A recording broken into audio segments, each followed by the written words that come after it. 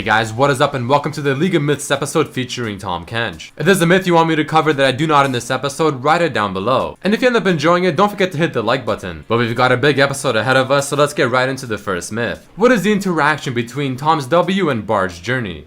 So there's several different test case scenarios we have to do for this myth, and the first one being, if Tahm Kench and Bard are on the same team, can he eat Bard and go through the journey? Well, as you can see, the answer is yes. But what if Tahm Kench and Bard are not on the same team? Can he eat the enemy Bard and go through the portal? Well, as you can see, the answer is no, which to me came as a bit of a surprise. But we also learned that you cannot spit out a devoured ally while you are mid-journey. So here we wait for the devour timer to finish by itself, and you can see it kind of glitches for a split second, but it spits out the champion halfway through the journey. The next test case scenario is going to be if Tahm Kench can devour a champion that is mid-journey, first testing it out with an allied champion, and you can see that he definitely can take them out of the journey.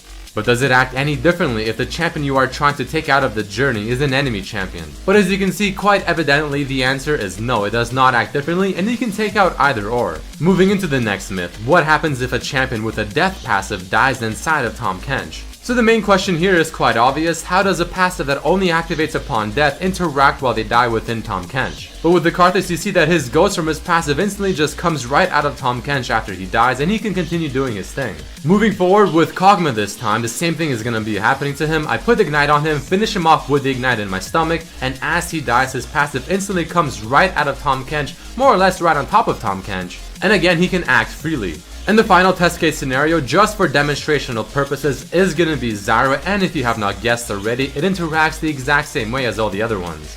Here's a pretty big myth that I'm sure a lot of you are curious to see and are probably gonna be asking. What is the interaction between Tahm's W and the ultimate of Fiddlesticks, Skarner, Nunu, Sion, Wukong, and Swain?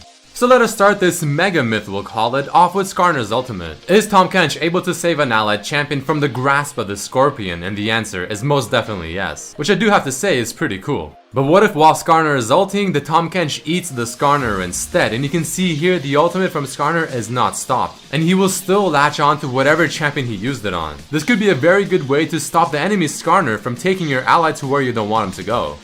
Following that, let's test the interaction with Fiddlesticks' ultimate, first trying it out with an allied Fiddlesticks. And as Fiddlesticks finally uses his ultimate, Tahm Kench eats him up, and you can see that the crows are flying all around Tahm Kench, almost like a 2-in-1 scenario. But does this work any differently with an enemy Fiddlesticks? Again, as he begins channeling his ultimate, I can also eat the Fiddlesticks here too, but this time his ultimate is hitting me the whole time. So if you decide to be a martyr and sacrifice yourself for the greater good of your team, this is a pretty cool thing to do.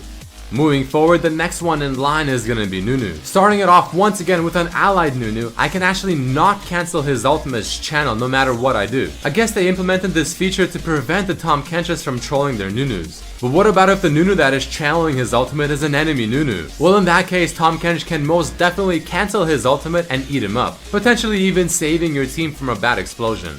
But let us test this with something that is supposed to be somewhat unstoppable, Sion's ultimate. If an allied Sion is using his ultimate right through Tahm Kench cannot eat him and cancel his ultimate no matter what happens. Unless of course he cancels his ultimate. But testing this with an enemy Sion as he uses his ultimate, the same thing applies. I cannot eat him, and you can see the text that says cannot be disabled. The next one waiting in line is gonna be Wukong. And as he begins channeling his ultimate and spinning around, Tahm Kench is able to eat him, and much like Fiddlesticks, he's able to spin around inside Tahm Kench's belly, and this could also be a cool little 2-in-1 trick.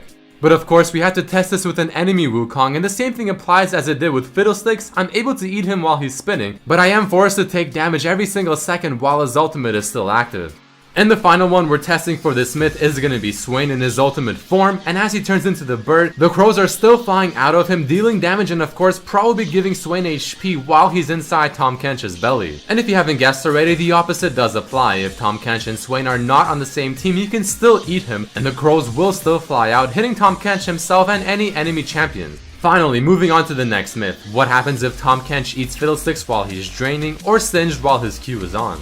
So in the first example, we're going to be trying to eat a Fiddlesticks that is on the same team while he's draining, but the game is unable to let us do so just in case someone decides to troll the Fiddlesticks. So if they're on the same team, he cannot eat him while he's draining. Though I'll be honest, I actually thought he would be able to, and then Fiddlesticks will just continue draining his target just inside Tahm Kench's stomach. But what if the Fiddlesticks that is using drain is on the enemy team? And testing it out here, you are able to cancel the drain does not continue while you're in the stomach, and all you see are some big green hands coming out of Tahm Kench. But what happens if Singe turns on his Q and then Tahm Kench eats him? Well, the cloud of poison from Singe will also be following, and it seems like Tahm Kench is the one letting out the steam. And just like every other example, we have to test this on the opposite teams as well, and Tahm Kench can definitely eat the enemy Singe while his Q is on, but of course he will take damage from the Q while he's inside him. The next myth is asking, can Kalista ult someone out of Tahm Kench's W ability?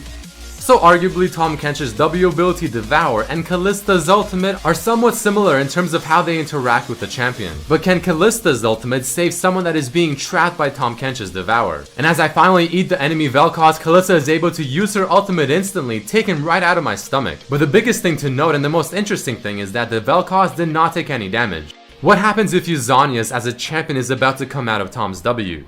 So in these examples, we will be substituting the item Zhonya's for Bard's ultimate, but they act pretty much the exact same way. So as Tahm Kench eats his allied Fizz, as the Devour is about to finish, Bard uses his ultimate. The Fizz of course is not affected by it, but he still automatically comes out of Tahm Kench's Devour even though Tahm Kench is in a stasis. And testing this again, using an enemy champion as an example just in case there's a different interaction, the Vayne, even though she does take the damage, still comes out of Tahm Kench while he's still in the stasis.